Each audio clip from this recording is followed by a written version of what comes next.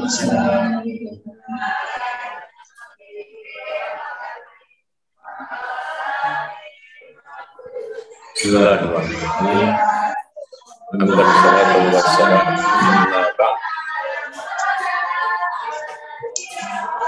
Bismillahirrahmanirrahim. Alhamdulillah, pagi hari ini kita bisa ngaji bersama dalam keadaan sehat walafiat.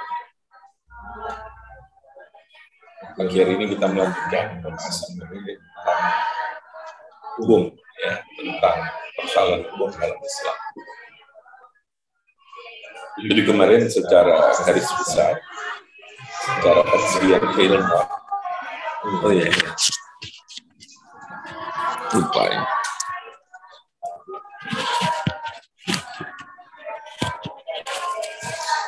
Jadi saya ulangi, alhamdulillah kita bisa ngaji bersama dalam keadaan sehat walafiat.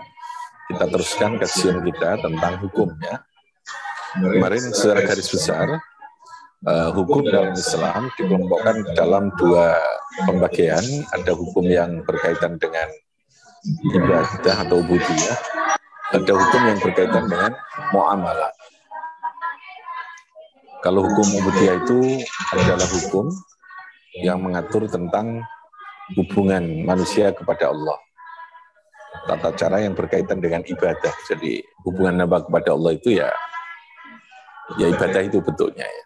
Bagaimana cara kita beribadah kepada Allah, maka aturan hukum yang mengatur itu disebut dalam kelompok namanya ahkamun ubudiyah, beberapa hukum yang berkaitan dengan ibadah.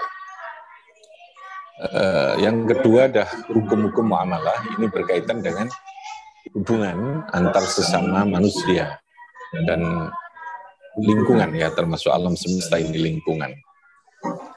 Nah, hukum yang mengatur bagaimana hubungan manusia dengan sesama manusia dengan alam sekitar ini itu disebut dengan hukum muamalah. Itu dua kelompok pembagian hukum dalam kajian keilmuan. Tetapi sekali lagi, dalam praktek kehidupan keduanya bisa menyatu, ya. Jadi yang muamalah bisa menjadi ibadah.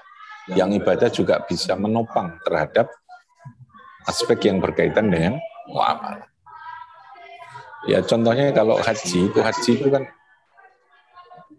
di sana ada, di samping tentu hukum maqdhahnya berkaitan dengan hukum haji, di sana ada sekian yang terlibat terkait dengan persoalan muamalah, mulai dari persoalan perjalanan, mulai dari travel birunya sampai kepada persoalan logistik di sana, pemondokan, macam-macam itu kan ada aspek muamalah.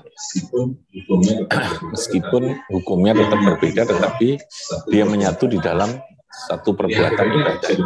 Jadi hakikatnya tidak bisa dipisahkan, gitu ya. Ya, kita ketika sholat saja itu aurat juga di mana ada muamalah kan, baju dan sebagainya itu, ya. Jadi kalau itu dibagi dalam dua kelompok itu lebih memudahkan dalam kajian keilmuan, ya, dan memang harus begitu secara keilmuan, harus ada pembagian. Nah, kemudian yang perlu kita pahami dalam kajian pagi hari ini adalah tentang pengertian hukum itu sendiri. Hukum itu menurut bahasa itu adalah ketetapannya.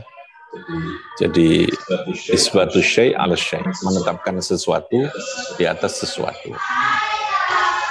Makanya hukum juga disebut dengan keputusan.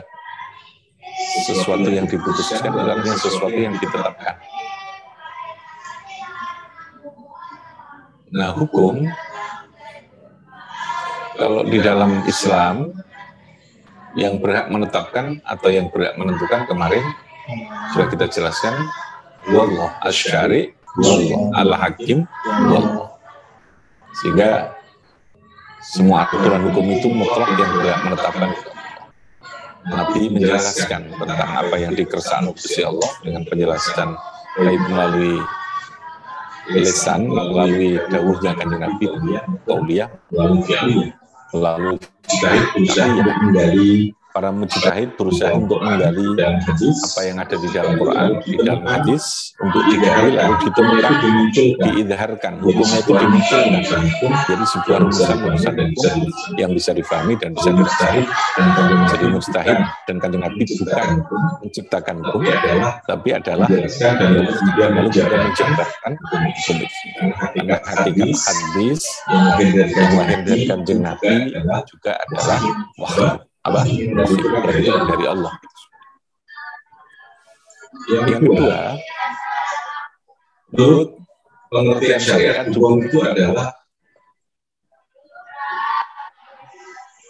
sesuatu yang ditetapkan oleh syari, oleh Allah, yang berkaitan dengan perbuatan mukallaf. Jadi hukum itu adalah ketentuan kitabullah, ya, al-muta'alliqu bi af'alil mukallafin. Kitabullah itu ketentuan Allah. Jadi selagi kitabullah, ya, Rasul posisinya menjelaskan kitab tadi ini. Kitabullah al-muta'alliq, muta'alliq itu berhubungan, berkaitan. Bi af'alil mukallafin, yang diatur perbuatan. Makanya sekali lagi, yang diatur itu perbuatan. Ada standarnya, ada ukurannya perbuatan. Bentuknya apa? Ada kalanya yang berupa iqtidha, iqtidha itu ketetapan.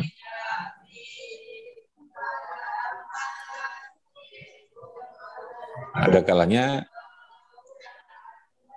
wad'an, biasanya gitu. Wad'an itu berupa tanda, berupa sebab tertentu, ada tanda-tanda tertentu. Jadi nanti akan saya jelaskan.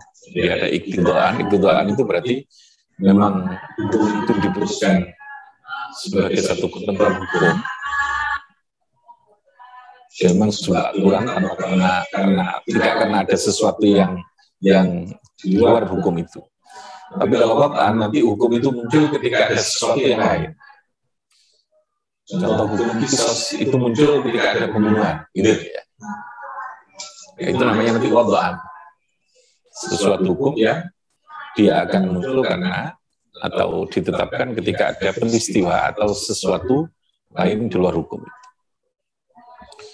Jadi intinya kalau diterjemahkan, apa yang namanya hukum menurut istilah syara adalah kitabullah al-muta'alliq bi af'alil mukallafin iqtidaan iqtidaan aw wad'an, gitu ya. Iqtidaan aw wad'an.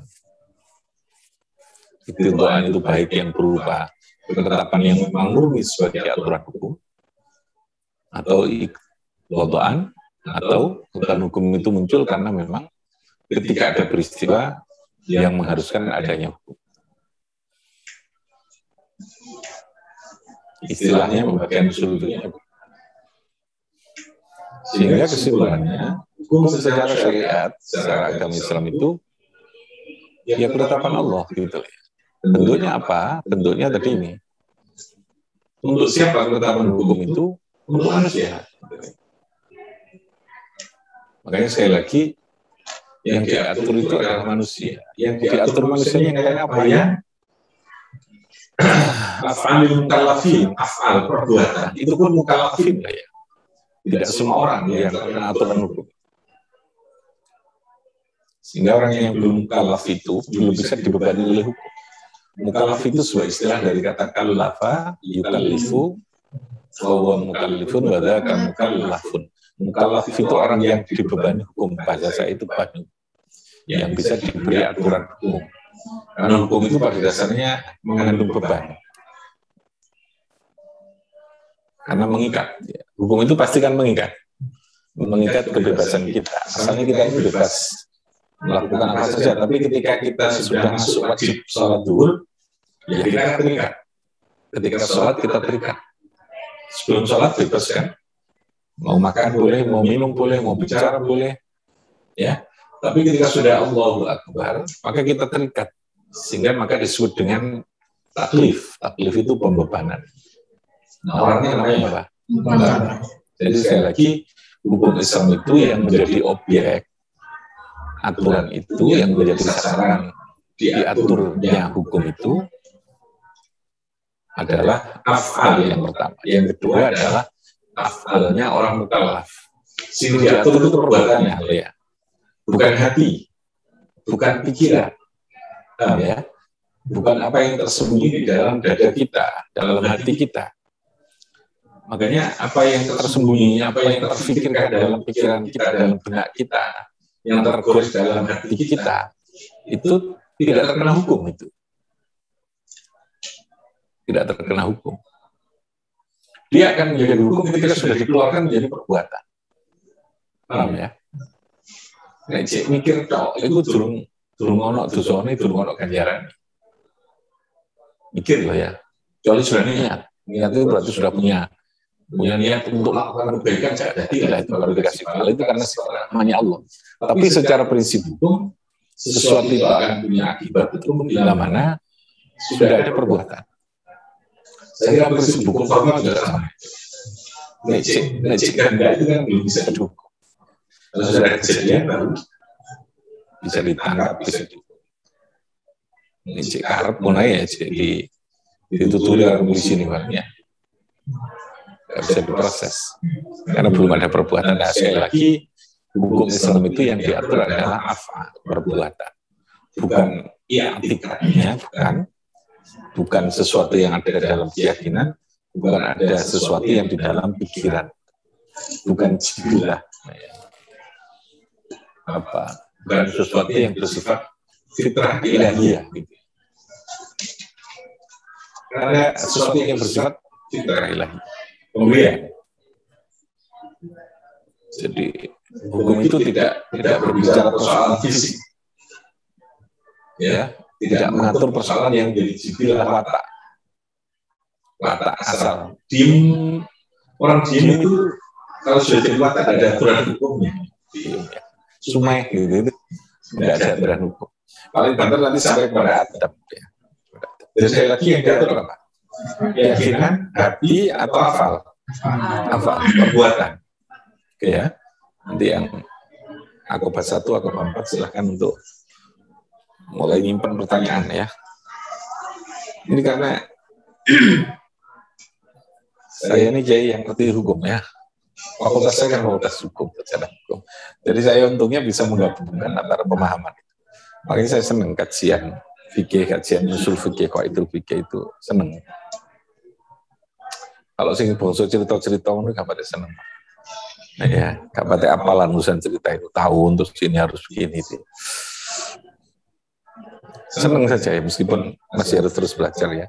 Karena ya, wakil sing belajar kita baru sedikit dari yang kita tahu. Jadi saya ulangi, apa tadi? Yang diatur dalam Islam hukum itu apanya? Bukan i'tikadnya, bukan keyakinan.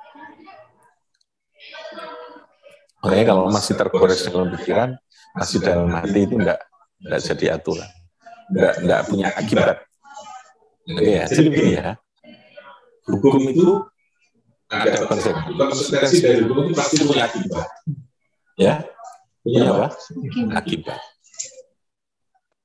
Kalau nggak punya akibat ya hukum, namanya anjuran ya, apa tata tertib, apa istilahnya, sekedar akhlak ya, etika gitu kan ya. Kalau hukum itu ya pasti harus ada akibat. Akibatnya itu apa? Kalau dalam agama ya sawab wal iqab.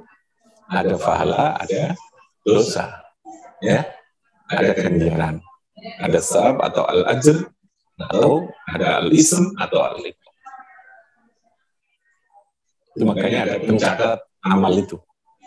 Meskipun Allah Maha mengetahui dan Maha mencatat semua, Maha mengetahui, tapi Allah memilih untuk mengutus malaikat mencatat amal itu. Itu objektif gitu ya. Biar manusia itu tidak ngeyel karpe diri. Ya. Yang saya katakan kemarin, biar supaya di akhirat itu semuanya menjadi transparan, menjadi terbuka, dan semuanya menjadi jelas. Kalau orang dihukum itu karena apa, kalau dia masuk surga itu karena apa. Sehingga tidak ada orang dihukum tanpa proses peradilan, nggak ngerti dosanya apa itu tidak ada. Ya, di akhirat nanti semuanya akan tahu. Jadi saya ulangi, hukum itu pasti punya apa? Akibat hukum. Kalau tidak punya akibat itu tidak dikatakan hukum, ya. Pasti akan punya akibat. Nanti namanya kalau dalam bahasa agama asarul hukmi, ya tarattab alaihi atharuh, sesuatu yang memunculkan athar atau efek akibat konsekuensi dari sebuah aturan hukum. Tidak ada sanksi, pasti ada sanksi, ada reward, ada imbalan, ada punishment, ya, ada hukuman yang terkait dengan akibat dari hukum. Oke, jadi saya ulangi, hukum itu apa? Khitabullah al-muta'alliq bil af'alil mukallafin ittiba'an aw wad'an. Baik yang berupa ketetapan yang memang murni menjadi ketetapan hukum, atau wad'an yang hukum itu terkait dengan sesuatu yang ada di luar hukum. Baik itu nanti syarat, sebab, atau mane, istilahnya ada 3 nanti waktu itu.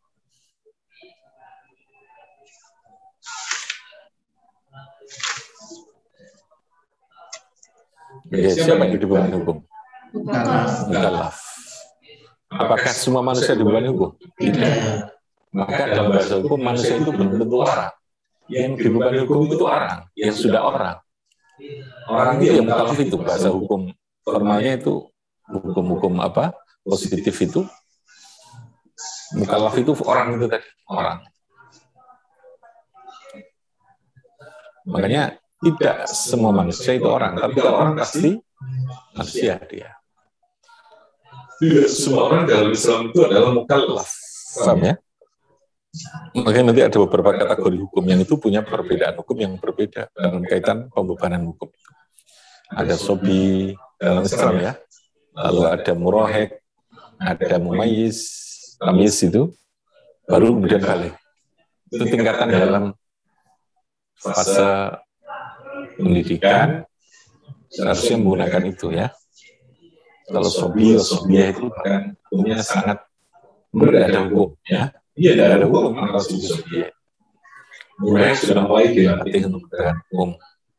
Yang tamyiz, mumayyiz sudah mulai ada terang untuk yang bersifat mendidik, ya, hukuman itu. Baru kalau sudah balik, mukallaf itu, lalu kemudian full aturan hukum itu berlaku dengan segala akibat. Saja ini mengikuti periodisasi tahapan apa? Istilah Pak Munif itu kemarin dalam webinar itu kan ada, ya. Berapa? 1,7, terus 7 sampai 14 sampai 21, 7 angkanya. Hampir sama sesungguhnya. Hampir sama. Jadi orang dibebani hukum itu dalam mana sudah mukallaf. Dalam mukallaf itu ukurannya apa? 2. Satu ukurannya adalah akal, yang kedua balik. Jadi orang yang punya akal, istilahnya akal. Akal itu maksudnya apa? Dia sudah punya kemampuan untuk memahami terhadap aturan hukum itu. Jadi sudah punya kemampuan memahami sesuatu, termasuk aturan hukum itu. Jadi sudah di atas mumayyiz. Kalau tamyiz itu hanya membedakan. Sudah mulai akalnya berfungsi, ya, tapi belum sempurna. Tapi kalau sudah dikatakan al-aql wa haddut taklif, batasan daripada mukallaf itu, satu adalah akal, yang kedua adalah balik. Balik itu ukurannya fisik atau umur, yang sifat fisikal. Kalau akal itu kemampuan dalam memahami dan kecerdasan dalam memahami. Sehingga orang yang gila itu tidak dikatakan mukallaf dalam bahasa hukum agama. Meskipun dia sudah berumur, ya, orang gendeng itu nggak mukallaf. Meskipun umurnya 20 tahun, namanya gila, nggak mukallaf. Orang gila nggak bisa memahami hukum. Ada lagi di bawah gila itu namanya safi. Safi itu juga dalam hal tertentu dia tidak terkena hukum. Safi itu idiot lah kalau diterjemahkan kira-kira. Tidak sampai gila, ya, idiot. Jadi dia punya keterlambatan dalam berpikir, tapi dia tidak sampai gila. Bisa tahu waktu, tahu ini gitu. Namanya safi.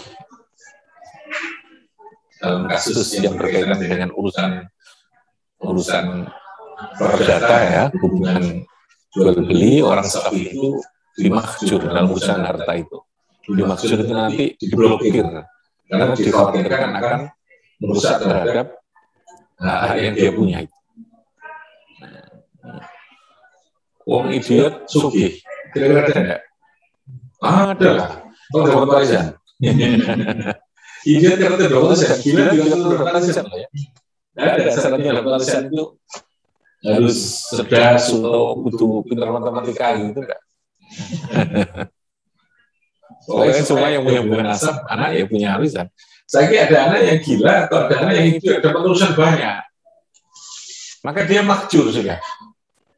Tidak boleh menggunakan hartanya sendiri, harus ada yang mendampingi, ada wali.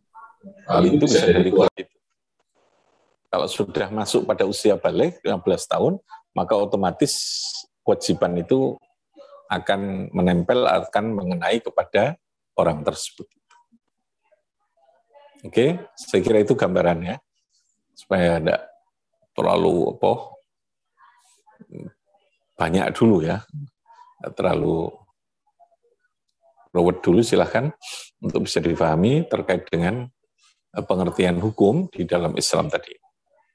Khitabullah ta'ala al-muta'alliqu bi af'alil mukallafin iqtida'an aw wada'an. Silahkan kalau ada yang tanya. Ada yang masuk tanya? Ada? Belum? Silahkan, aku bahas 1, aku bahas 4. Wali santri mungkin ada, alumni.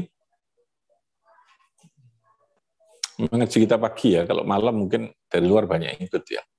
Isu ini yang nyambut gawe ya. Kita kan nggak kerja di sini, ngaji ya jam 1. Alhamdulillah kan, dimulai dengan sholat duha, terus ngaji, kegiatan. Apa? Nggak nyambung nggak? Silakan, kalau ada yang tanya. Aduh. Ini? Iya. Apa ya? Kita dalam bentuk perkataan yang tidak sesuai syariat, misalnya, apakah tidak benar itu? Iya. Siapa? Jadi yang dimaksud perbuatan di dalamnya ada perkataan ya. Jadi kalau kita mengatakan perbuatan, ya, Riza, kalau kita menyebutkan, kalau saya menyebutkan af'al itu di dalamnya otomatis masuk perkataan, ya, perkataan. Jadi kalau perkataan itu menyalahi terhadap aturan, ya dia dapat dosa. Ya, perkataan yang menyakiti kayak kepada orang tua kita berkata ufin, ya berkata kan, bukan berbuat itu ya. Jadi yang dimaksud dengan afal perbuatan itu di dalamnya otomatis termasuk apa? Perkataan.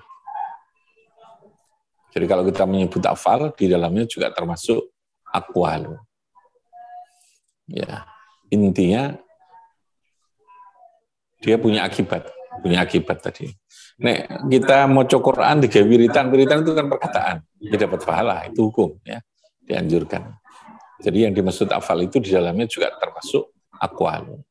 Kalau kita membagi ada perbuatan, ada aqwal, ada fi'liyah, ada qauliyah, itu dalam pembahasan hadis untuk mempertegas mana yang itu fi'liyah, mana yang itu apa? Qauliyah itu.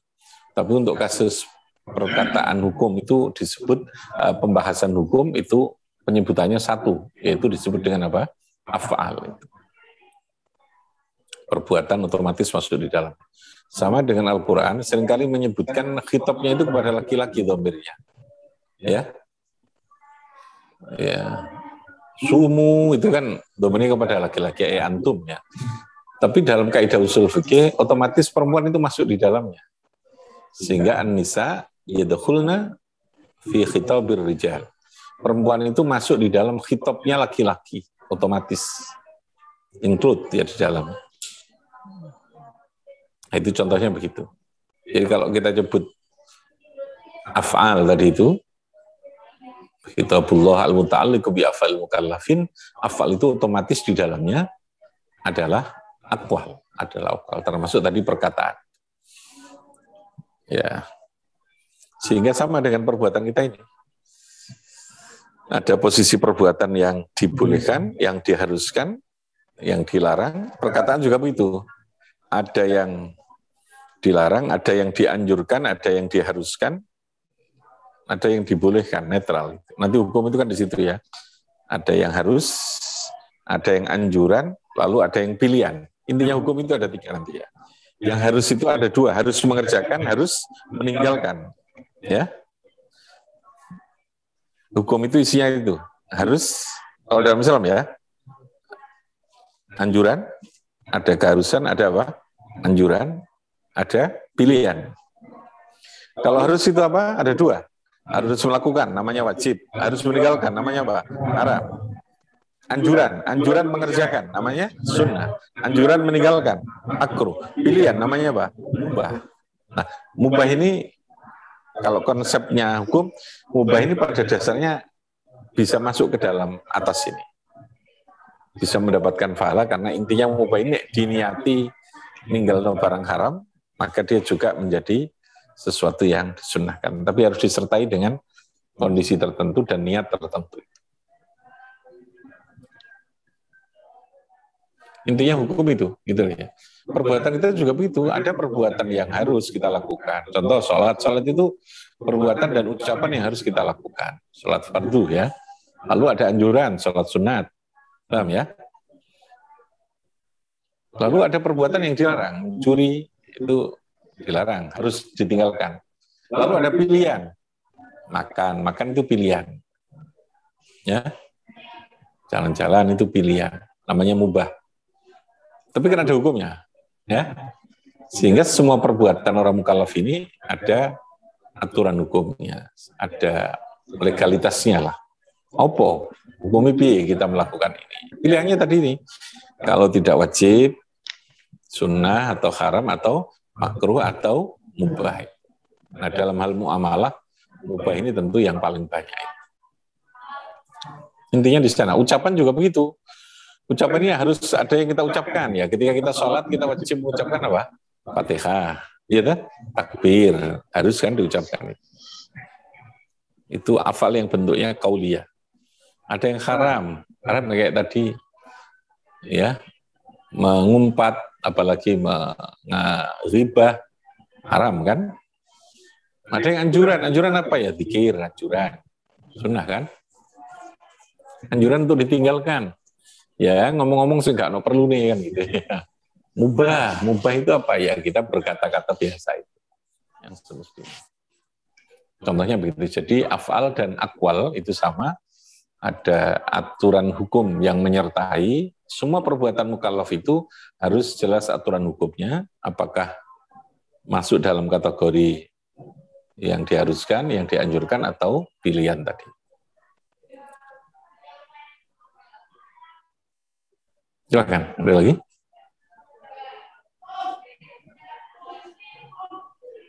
Bisa mengintegrasikan hasil ngaji ini ke pelajaran.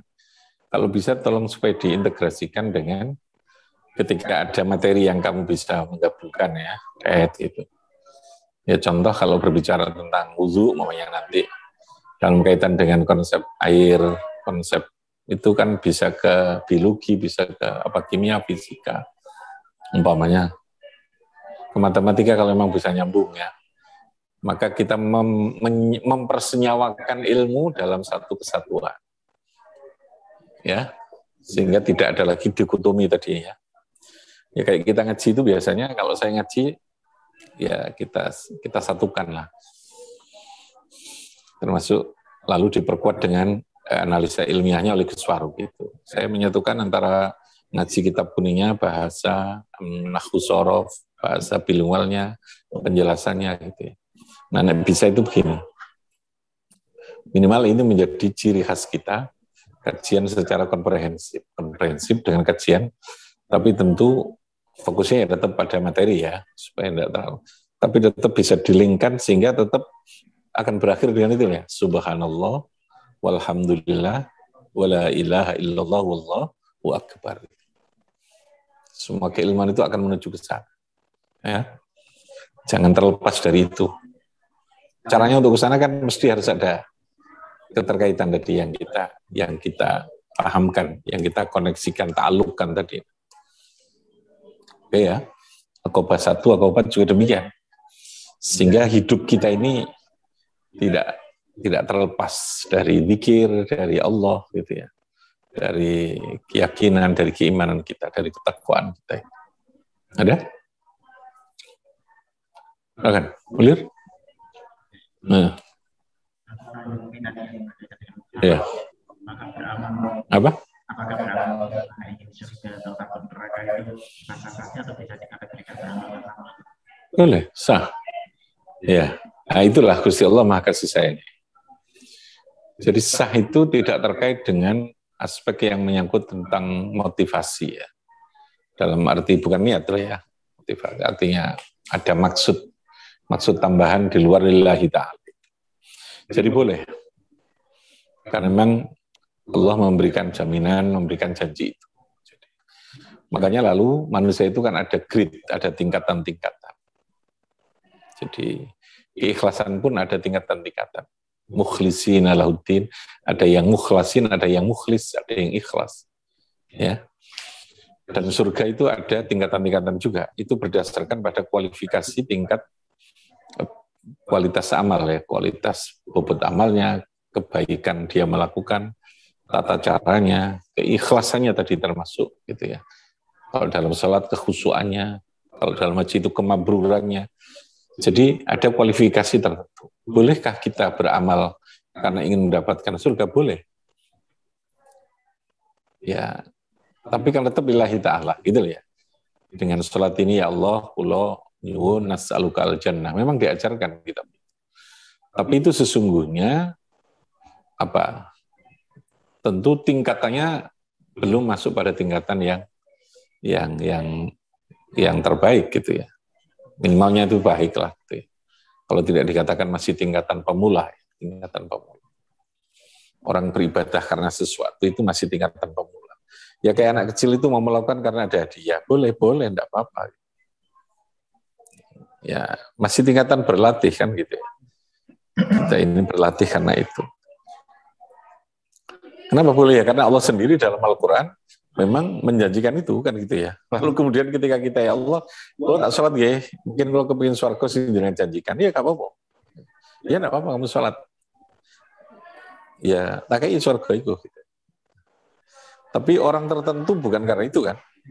Berarti cinta yang tertinggi. Makanya saya mengatakan cinta tertinggi itu tidak ada alasan. Tidak. Ketika Anda mencintai sesuatu tanpa sebuah sebab. Ketika ditanya itu tolak-tolak gak harus sebab. Ya. Kenapa Anda mencintai saya? Anda tolak-tolak kayak yang gendeng, enggak tahu saya kenapa harus mencintai Anda. Itu berarti tingkat yang sampai pada tingkat filosofi tertinggi itu, saudara. Tapi cinta masih menemukan jawaban, itu berarti cintanya masih cetek. Karenanya itu loh, kalau ada karena. Kalau karenanya hilang, hilanglah cinta dia. Ya, karena Anda gagah gitu. Ketika tiba-tiba kemudian JMP kena stroke, hilang kan cintanya? Iya enggak? Karena duitmu. Ya. Jadi mencintai yang tertinggi itu bila mana sudah tidak punya sebab. Ya saya tidak tahu kenapa harus mencintai. Pokoknya ada Anda lah. Pokoknya ada Anda. Susah ya. Kalau pura-pura sih ada yang seperti itu. Ya. Kalau yang sesungguhnya mungkin agak susah ya. Pasti ada sebab kita mencintai itu ya. Minimal awalnya ya. Minimal awalnya. Tapi ya mungkin saja ketika seseorang hatinya sudah tergerak, ada hidayah ke Allah, hidayah cinta namanya ya. Lalu dia mencintai tanpa sebab. Sehingga kalau sudah seperti itu, ya karena Allah sudah. Ono swarga, apa ono swarga, ono neraka, apa ono neraka. Ya ada pahala apa tidak ada pahala. Yang penting ada Engkau ya Allah. Saya mencintai itu sudah paling tingkat tertinggi. Sehingga orang kadang-kadang melakukannya sudah tanpa sebab. Pokoknya hatinya itu sudah cinta terus. Cinta terus.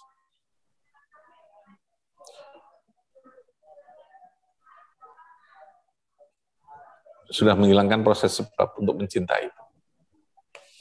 Jadi boleh. Silakan, ada lagi?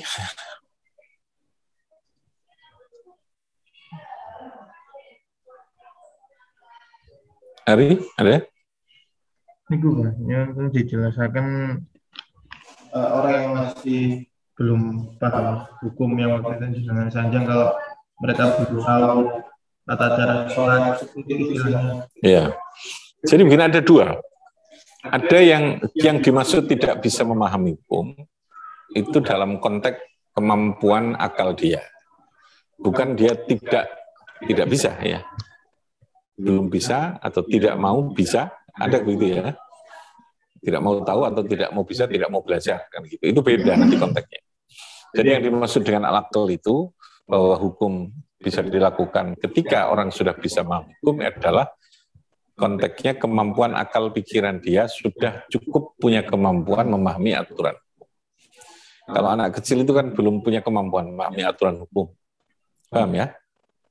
Tapi kalau dia mengikuti melok-melok lalu melakukan ya tidak apa-apa. Boleh. Tapi dia belum punya kewajiban untuk sholat. Paham ya? Beda dengan orang yang tidak ada yang bisa memahamkan hukum. Lain ya. Kemarin kita ada istilah orang yang fatrah. Masyarakat yang dalam posisi vakum, posisi sedang masa transisi, belum ada Rasul, gitu. Kan nggak ada yang memberitahu. Atau orang di daerah terpencil yang dakwah belum sampai. Maka ketika mereka tidak tahu hukum, tentu ini berbeda kasusnya. Ya. Tidak tahu karena alasan yang memang di luar dirinya. Paham ya? Di luar apa? Di luar kemampuan dirinya. Nah, ada orang yang dia tidak tahu karena dia tidak mau tahu gitu ya, tidak kepingin tahu gitu ya. Ini yang lalu jadi masalah, yang artinya akan punya akibat. Ya. Tapi ketika ada orang yang tadi ini ya, kepingin tuh tapi gak ono sing golek ya kayak tadi itu kasusnya. Gak ono kiai, gak ono opo ya, dia tentu tidak terkena hukum. Makanya Gusti Allah itu pada ujungnya yang namanya imbalan itu Allah yang menentukan. Tapi untuk catatan amal tetap malaikat yang mencatat. Paham ya? Sehingga afal itu terukur. Standarnya itu terukur. Tapi kalau sudah berbicara apakah dia punya hati kayak tadi niat tentang sebuah ibadah, kekhusyuan, itu urusannya sudah dengan Allah. Keikhlasan itu urusannya dengan Allah. Dalam standar perbuatan yang terukur adalah afal, sesuatu yang terlihat, yang terukur, yang terstandar. Itu hukum. Karena hukum itu perlu fakta ya. Fakta itu perlu sesuatu yang real, yang terlihat, yang terukur, itu hukum. Kalau sudah persoalan motivasi dan niat, itu bukan urusan hakim. Ya, hakim hanya memahamkan bahwa ketika begini berarti Anda ada motivasi. Itu sudah saya kesimpulannya. Tidak mungkin, enggak, saya meskipun bawa celurit saya datang, saya tidak ingin kok membunuh. Ya, saya karena memang senang saja bawa celurit, tidak bisa. Hakim hanya mengindikasikan, Anda sudah bawa celurit, berarti di sini ada motivasi. Meskipun dia mengangkal, saya tidak sengaja, saya mau membunuh, tapi saya tidak. Wis mungkal sembarang teko uruno ya, pasti ada motivasi. Nah, kita hanya menyimpulkan sebagai manusia, sebagai hakimnya, itu dengan al-dzawahir saja. Nahnu nahkumu bil-dzawahir. Makanya kaitannya dengan afal tadi ini, paham ya? Bukan dengan itikad dia. Nyambung kan? Ya, nyambung nggak? Nyambung pemahamannya. Bahwa hukum ditetapkan berdasarkan sebuah fakta, bukan berdasarkan persepsi, bukan berdasarkan sebuah analisa. Ya, minimalnya itu don itu dugaan kuat atas sesuatu yang perlu ditetapkan hukum. Oke? Saya kira begitu. Ini sudah tingkatan S2 atau S3 ya kalau ngaji. Nanti perlu ada wisuda sarjana agama SAG khusus ya. Yang satu ya. Berarti yang baru ya. Senin sampai Kamis ngaji terus gitu ya, full. Bukan hanya ngaji mau idhoh hasanah gitu kan. Jadi ngaji ilmu ya.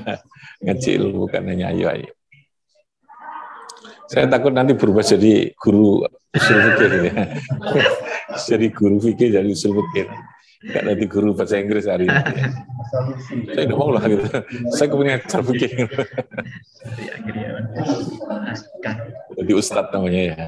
Ustadz gitu ya. Oke. Sehingga nggak terlalu tok ya. Saya kira begitu ya, alhamdulillah ya, bermanfaat barokah semuanya. Rabbi fanfa'na bi barakatihim wa qina wasqina bi hurmatihim wa amitna fi tariqatihim wa ma'afatihim. Allahumma shalli ala Muhammad